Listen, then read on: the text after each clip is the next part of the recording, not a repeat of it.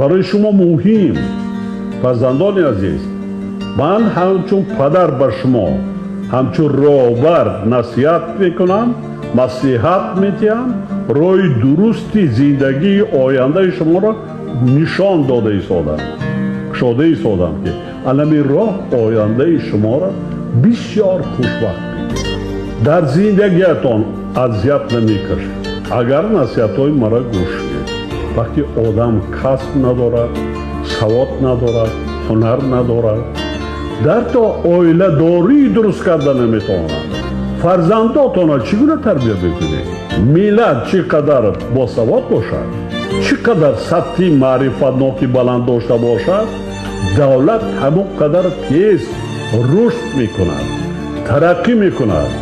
خب اقتصادیات پیش می رود، عالمان، اختراعکاران، دانشمندان پیدا می شود، جایهای کار